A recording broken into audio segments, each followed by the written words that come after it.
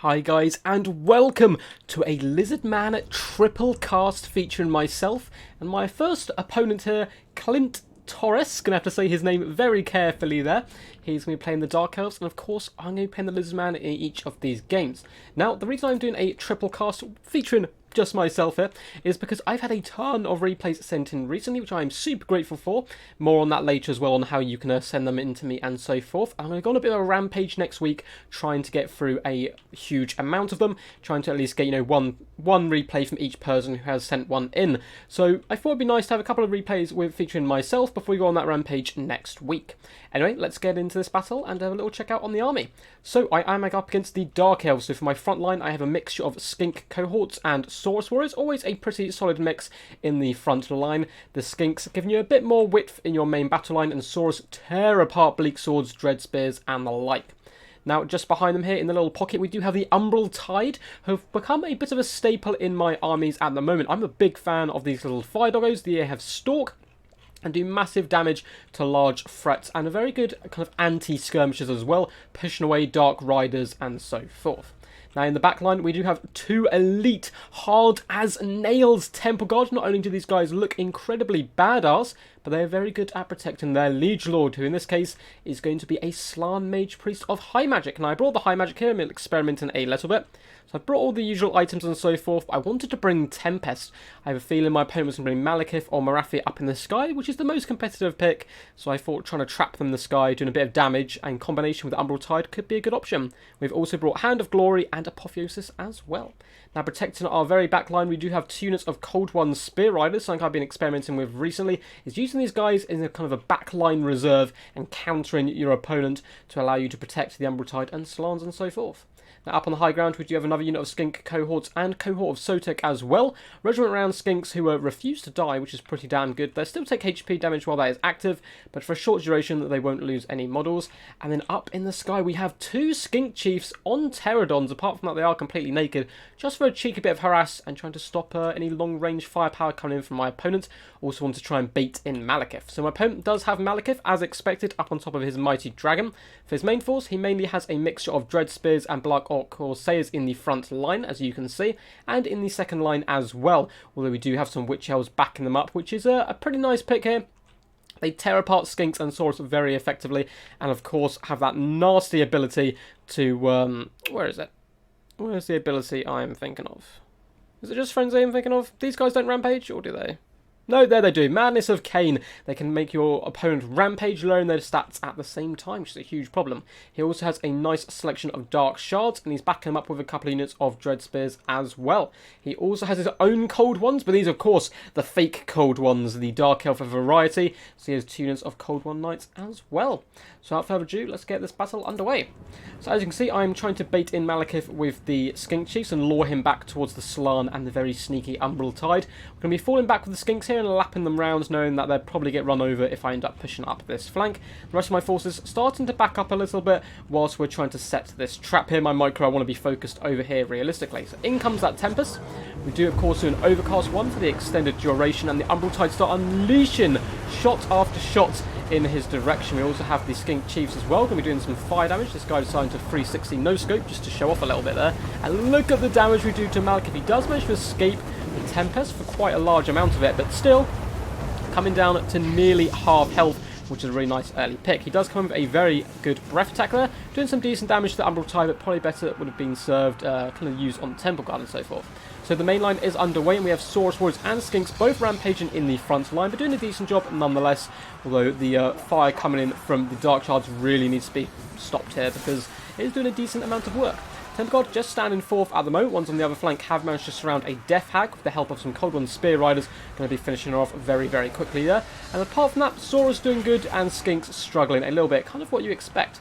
But I have nothing to get around the back at the moment and shut down these Dark Shards. My Cold One Spear Riders are committed to the front line, desperately trying to protect the Umbral Tide on this right-hand flank. As 2 Cold One Knights do pop in and start demolishing me. But we get some nice shots in regardless. A big shield of the old one coming down as well, protecting the Slann Mage Priest, and these Temple Guard being used incredibly defensively here, just being used to protect the Slann at all costs.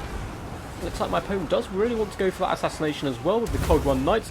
launching himself in. So Temple Guard simply going to work there as a bit of a roadblock.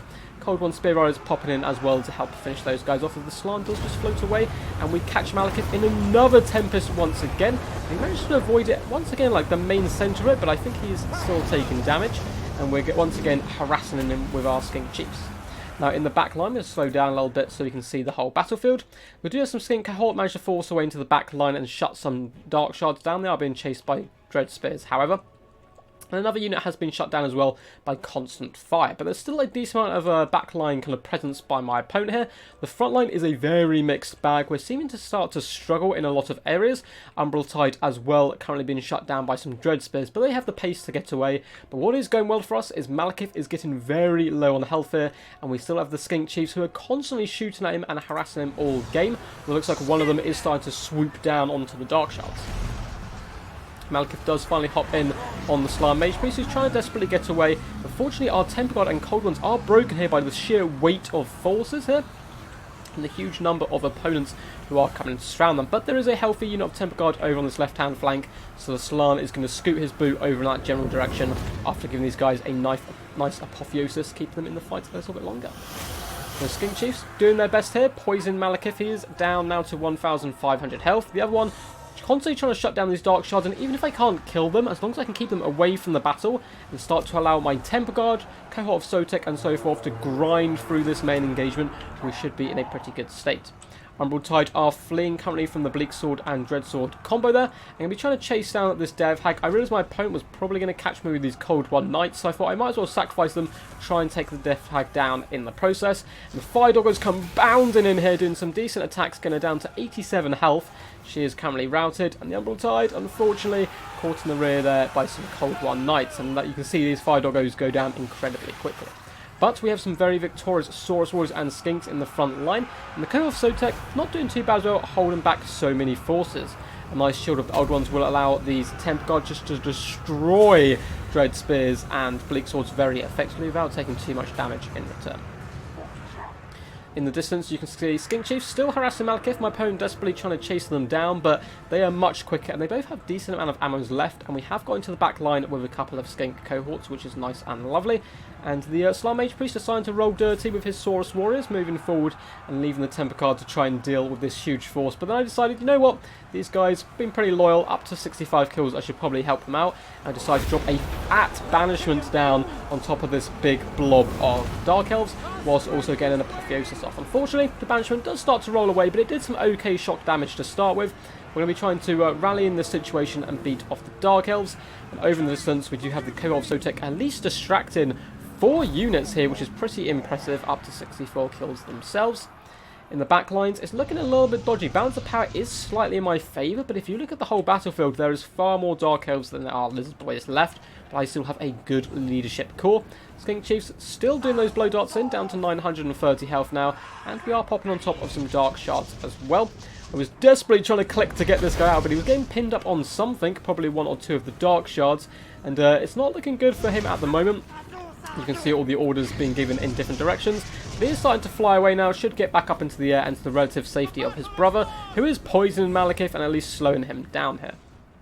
Now in the main fight, it looks like the Cold War Knights have started to saturate on top of my Slan. The Temple Guard fighting bravely low next to the Slan, not wanting to give an inch here. And up to 99 kills, but down to 1,900 health, which isn't great. Cohort of Sotek going to be popping in to try and rescue the Slan Mage Priest, who's tanking a ton of damage here fairly effectively. And another apotheosis going down on top of these Temple Guard, keeping him in the fight with a shield of the old ones. There may only be 38 models left, but those guys are rock solid right now and really help me hold out in this engagement. Blood Statue of Spite being popped on the Cold War Knight, so the Slan pulling all the spells out of his back pocket here as some Skinks see that he is in trouble and start rallying it to the cause as well. Malekith trying to float over here, down to just 400 health, and he's got a little bit too close for comfort. So once again, I am dropping another Tempest. I believe this is the 3rd one of the battle. He does get in a one last breath attack onto the Temple Guard, killing a couple of those guys, but down he goes. Slan gets his revenge, and with their lord dying here, a lot of these lower tier troops like Bleak Swords and Dread Spears do start to flee, and the Temple Guard going to be coming in here with their anti-large and pulling apart the Cold One Knights. So a real clutch kill there, managed to win this centre pocket right here. Very beat up units. Once again, another Apotheosis coming down on the Temple Guard. Trying to keep those guys as healthy as possible. Looks like the Skink Chiefs did take a bit of a beating, but they're doing a good job. Even have some Skink cohorts in the back line continuously hunting down Dark Shards here. So the battle is going to devolve now into me basically chasing off troops for a little while. I don't want any of these guys coming back, so I'm going to fast forward a bit. We do have some backline harass coming in from the Skink Chief. Managed to shatter one unit and start routing another one as well. My opponent, though, is just going to be rallying his forces in the centre here, while I just ensure all of these guys are good and gone. Using Skink Chief and some very beat up Cold One Spear Riders to push all of these guys off and make sure the balance of power is as much in my favour as it possibly can be. And this entire time I'm doing this, I'm of course healing up these Temple Guard with Apotheosis and healing up the Slan Mage Priest himself. Just trying to push this balance as far as in my favour as possible. So Skink Chief's doing a decent job overall, been quite happy with how they've performed in this battle so far. And off the Dread Spears go, and the final battle shall be underway very shortly. You can see more Apotheoses going off on the Temple Guard as well as we do advance towards our foe here. He's rallying all his troops. I've kept some Skink cohorts in the back, not wanting to commit them too early. Going to bring them in late game to hop on top of some Dark Shards if my opponent isn't careful. But his army is kind of teetering on the brink here. And just as my units approach, a couple of units do shatter completely off the field. And we get a little bit of poke damage with the Skink Chiefs as well, trying to drag out some Dark Shards, but my opponent doesn't fall for it, unfortunately. One more Apotheosis, it looks like, came down there as well. We send the cohort of Sotek in first with the Refuse to Die to soak up some ammo, and then charge in with the Skink Chiefs, shattering his forces, and that is a Pyrrhic victory for the Lizardmen. So gone very well so far.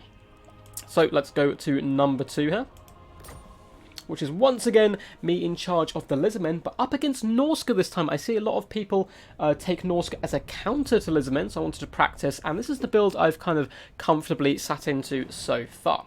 So let's have a little look here. We do have the 2 Cold One Spear Riders in the back line here, but this time we have the Pohopak cohort, the Regiment of Renowned version. So we are going to be trying these guys out instead. A decent anti-large and all-round good troop. They can also Vanguard deploy, but as you can see, much like in the previous battle, we're using them to protect the back line. Now for the front line, we have a mixture of Skink cohorts and Saurus Warriors. Unfortunately, no Temple Guard this time here, but we do have the cohort of Sotek. So I assumed my opponent was probably going to be pushing down this right-hand side, trying to take the hill early on. So got a few more troops on this right-hand side, but quite a nice C shape coming in at defensive posture. Now in the centre of that posture, we do have the Umbral Tide once more. As you can see, I'm really liking these guys at the moment as they do jump up and down. How can you not love these guys? Look at them. Just want to stroke their little chin straps right there. So these guys, of course, fantastic against Norska because so many of their big tools, like Skin Wolves, have regeneration, Frog as well, and they nuke them so quickly. We also have a Bastildon with Solar Engine, a unit I never used to use, but now that I've become a bit more of an experienced player, he is really fantastic in some matchups, doing that long-range fire and magic damage. And of course, we have Krokgar, the man, the myth, the legend, on top of the mighty Grimlock there, who is roaring victoriously. Now the reason I love Krokgar in this matchup, once again, is the Hand of the Gods. Annihilates Frog if you come up against him, at the same time does a huge amount of work against Wolfrek. We also have a little Skink Priest down here of Beasts as well, Brent Flock of Doom, and the Manticore Summon. Now for my opponent's build, he does of course have 2 units of Marauder Horsemen with Thrown Axes. You expect to always see these guys up against the Lizardmen, very good at taking down big dinos. We can start the battle because it's probably going to take a little while to get going. He does have 2 units of Skin Wolves as well. Who doesn't love regenerating werewolves? These guys have great durability during a battle. Anti-large, just a really good utility tool in general, especially for their cheap price. We have Norscan Ice Wolves and the Beasts of Tashnar, Regiment Renowned Warhounds, who do have anti-large, which is something to look out for. And for his main line, gone very cheap and cheerful with Marauder Spearmen all the way along, just hold me down while the rest of his army does the actual damage.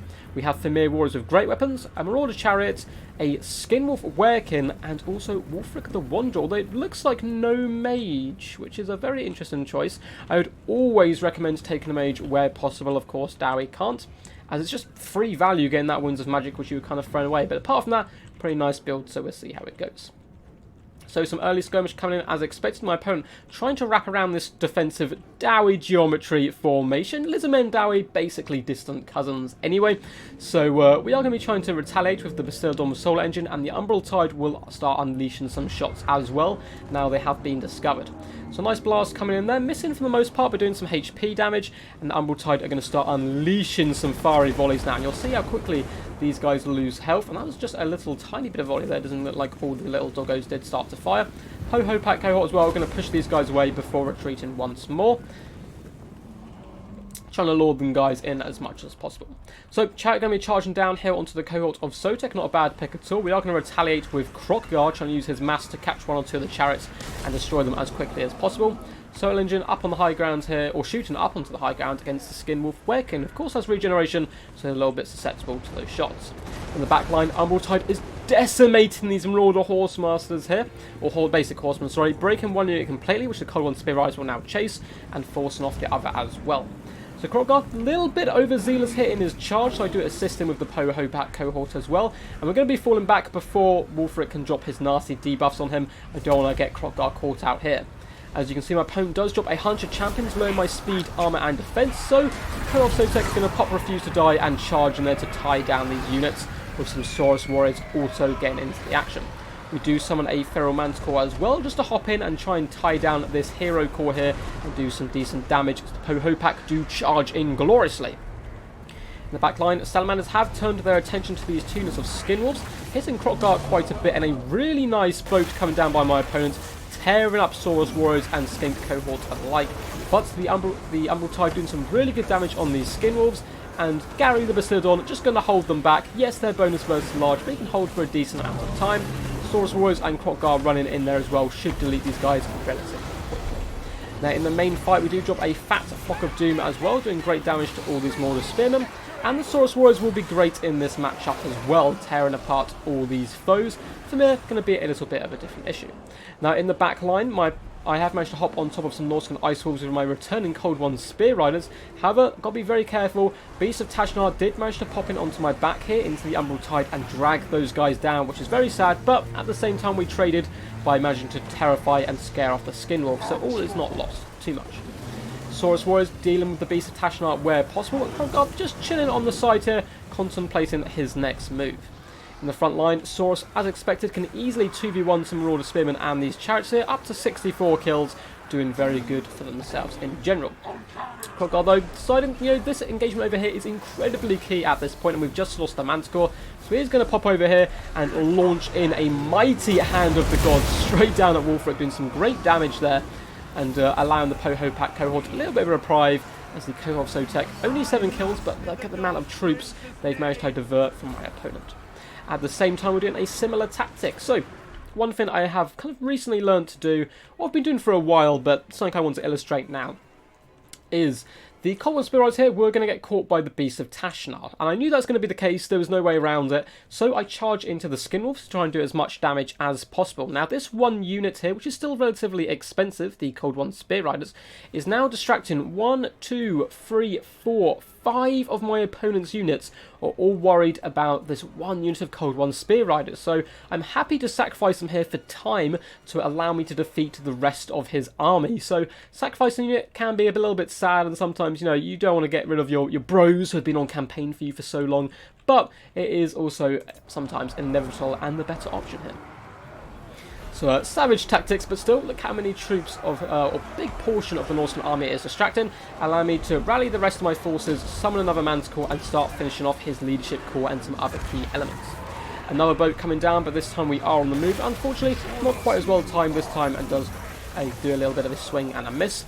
We're trying to finish off Wulfric here with the Soul Engine, just down to 780 health, as the rest of our forces do pile in to help the beleaguered Cohort of Sotek, who have been fighting for so long now in this centre pocket.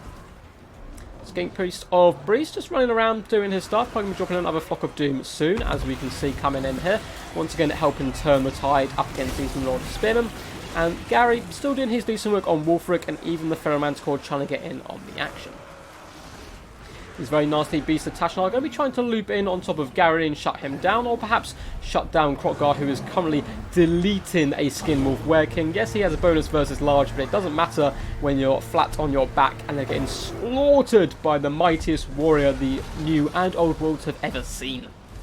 Little tiny bit of bias there, but don't worry about it.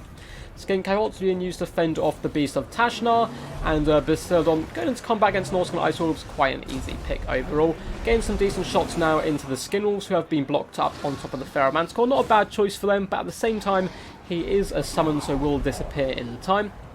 Wulfric trying his best here to get a little bit of vengeance as the battle is swinging very heavily in my favour. He desperately charges in up against the Basiladon here, trying to finish him off, but you can see in the distance the big Papa Crocker ain't having anyone touch his Gary here, coming in, and just as Wulfric starts to be terrified and rout, a Hand of the Gods eviscerates him from this universe. Perhaps Wulfric will get his vengeance in this life or the next. Well, it doesn't look like it's going to be this life. He'll have to get it in the next one. And that is going to be a second Pyrrhic victory, so 2 close games so far.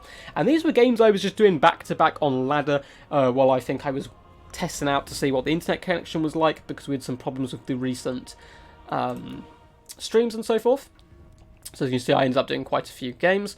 And we're going to go for the last Lizardman one here, Lizardman Trio. Let's make sure we're on the right one. And get this final game started. So we are up against Dynamite! Exclamation mark, exclamation mark, love the name, and his Vampire Coast, another faction a lot of people take to counter Lizardmen. I was just popping in lobbies, instantly locking into Lizardmen, or not locking in, but turn into Lizardmen and just saying, yep, come against me or whatever you want, I want to practice as much as possible. So we'll have a little look at our build here. Now, against someone like the Vampire Coast, you want to go incredibly wide. So we have skink cohorts, chevrons up this time, mixed in with Saurus warriors, all the way along the front line. We even have some basic red-crested skinks, something we don't often see me pick, but still pretty good unit overall, and allows a bit more punch for your buck. And at the same time, once again, we have the cohort of Sotek used in every single one of my battles so far. Once again, in the back line, we have 2 Cold One Spear Riders. No Pohopak cohort this time, didn't quite have the funds, but going to be used once again nice and defensively. And a returning Umbral Tide here. So the Umbral Tide and cohort of Sotek managing to last in every single battle here. No kind of introduction needed. You've seen what these guys can do. Huge damage and burst damage overall. Now we've changed our Lord once again, so 3 different Lords for the 3 battles, and this time we have gone for the Great White Lizard, Gorok, the tankiest of boys, and against a faction like Skaven or Vampirates who are very good at sniping Lords, I think he is a relatively solid choice. We have brought all his buffs just because I like brain magic items. I think it's quite lore friendly, so of course he has Rock of Its as well. Shield of Eons, giving that 60 armor and expert charge defense, and Mace of Ulmak. I was hoping to turn into a little bit of a duelist beast if I could catch my opponent off guard. We also have a Skink Priest of Beasts as well, Manticore Summon, Curse of Anir, and Flock of Doom. So pretty nice, I think, kind of wide build overall, and a couple of Chameleon Skinks, the most annoying skirmishers in the game. They can poison you, they can take shots with their resistance, and they look really cool, so you don't want to kill them anyway, so a big problem for all opponents. Now for my opponent, he's gone half in trees and half out in the open ground to get the best value he can from cannons and so forth. So he has 3 units of Fellbats up in the sky, 2 in fact, and one of them is deck droppers. I did misread the situation in the battle. I thought they were all deck droppers, and I thought I was in a bit of trouble. We also have some Mongols in the front line.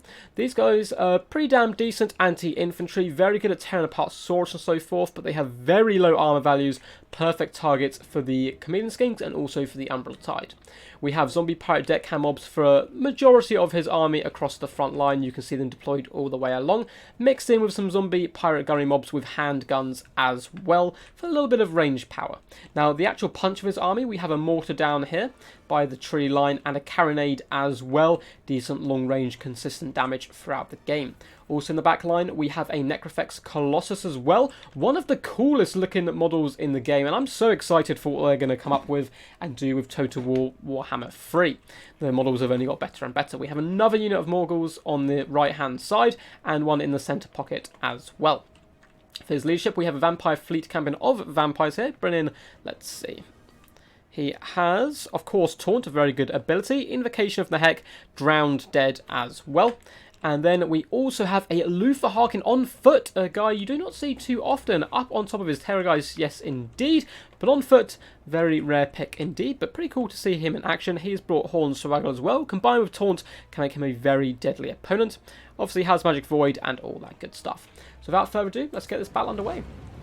So in the trees, the Mongols were pushed in to try and take down my Chameleon Skinks, but the Umbral Tide have been revealed, doing huge damage straight off the bat, and some Cold One Spear Riders also rallying to the cause to hop in and protect these Chameleon Skinks as much as possible.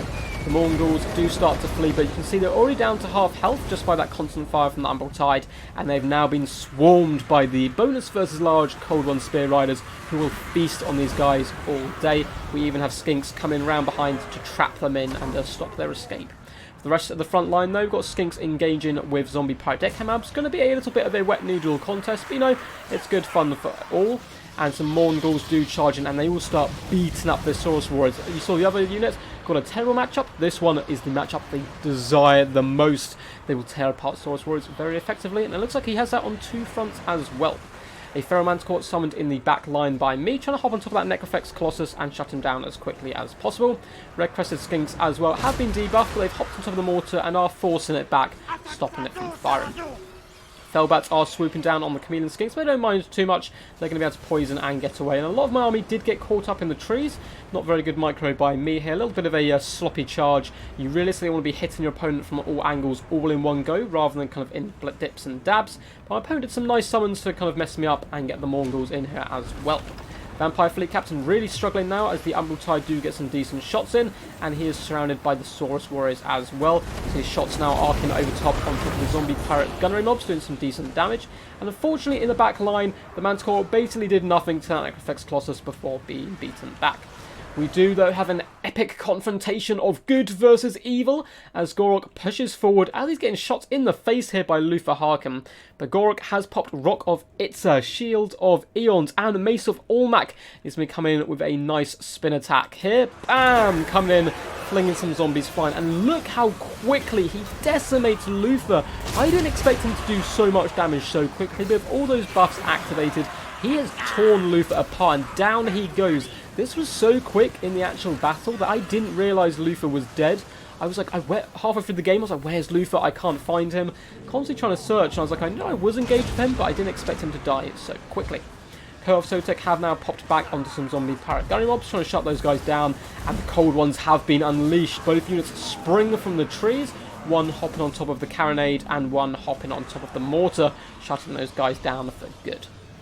As for the front line, Saurus and Skink combinations did have a little bit of a rough time up against Mongols and so forth, but we do summon a Ferromanticore in the back line to destroy one of them with the assistance of the Umbral Tide, getting such good burst damage in, and now they're going to turn their sights onto the next unit. It's Chameleon Skinks fire in as well, slowing these guys down and doing some decent damage. We managed to swarm from all angles now. In the back line, Cold One Spear Riders, yes, they're being attacked from all sides, but it's a worthwhile sacrifice to get rid of the mortar and distract a lot of my opponent's troops, as the Skink cohort, led by the Skink Priest here, are going to be charging uphill here, up this little dip, into the Necrofex Colossus and starting to surround the big guy there. Apart from that, though, Umbral Tide up to 25 kills. Most of the Mongols, though, so getting some fantastic value, have helped finish off the 3rd unit of the game for them, as some Chameleon Skinks do start to flee. And Gorok going to be leading the rest of his forces, including the relatively healthy cohort of Sotek and some more beaten up units as well, trying to push through these zombie pirate deckhand mobs. No point really engaging with them, they're going to die anyway. Trying to pop in and get on top of some more of the elite units. Cold One Spear Ride is going to be pretty useful in this matchup, being able to tear apart Fellbats and do decent anti-large damage into the Necrofex Colossus. Gorok pushing through once again, trying to get close to that Necrofex. It looks like he is surrounded by bats and so forth, and you can tell he is a huge guy, almost the size of his Saurus, who's riding a Cold One. Big cannon shot does come down, but the Umbral Tide have started to move up a little bit, getting some decent damage on this guy as well. A Curse and Flock coming down too. The Flock of Doom not going to do too much damage against what's left, but I thought I might as well pop out at this point, try and push that balance power in my favour. Gorok doing a decent job though, hacking at the limbs now of this Necrofex Colossus, who's trying his best to fight, but he's not really designed for close quarters melee. Down to half health now, and he is starting to crumble as well. That constant fire from the Umbral Tide in all 3 of my games has been super useful, and I think they're a really kind of underused unit in general. Gorok as well, popping all his buffs once again. He does have Taunt on him, but he's not going to care about defense. He's coming on for that fat attack, trying to destroy the Necrofex as much as possible. And with that, we do get a Pyrrhic victory. So let's go to the end stats there and have a little look at our builds. Now, I realise I didn't do this for the other games, but I wanted to keep this video relatively short considering we did in fact deploy 999 troops. I wonder where that last guy got lost, but overall, these have been 3 very fun battles. Been trying out different things with the Lizardmen recently, but kind of a main focus, a solid base in my opinion, a couple of Saurus Warriors and some Skinks, making that line a bit longer.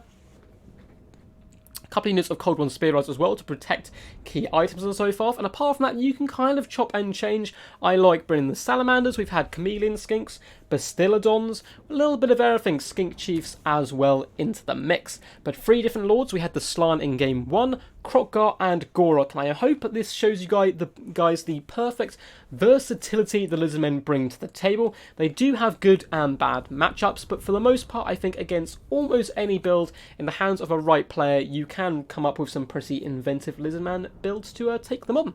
So I hope you guys did enjoy this triple cast. Now, as I said before, I'm very grateful for all the replays I've been sent on my Discord. If you do want to send replays to me or get involved in the channel in any other way, whether it was it is in King of the Hills, in entering tournaments and so forth, I do have a link to my Discord just in the description down below. So as I said before, next week I'm going to try and go on a rampage of doing replays from other casters, or not other casters, sorry, but from other players. So I'm trying to do them in multicast of 2 and 3, and try to get at least kind of one cast by each player, as people have spent in multiple stuff. I certainly owe Papa Palpatine and Stormrunner a couple of replays on the channel. So if you do want to support me in any other way, I do have a Patreon just down in the description below, but also equally valuable to me is if you guys hit that big old thumbs up button and subscribe button. It super helps out the channel and helps us grow, and we're slowly starting to catch up on that 300 mark now, had in a big boost of subscribers in the recent weeks. So until next time guys, peace, and stay awesome.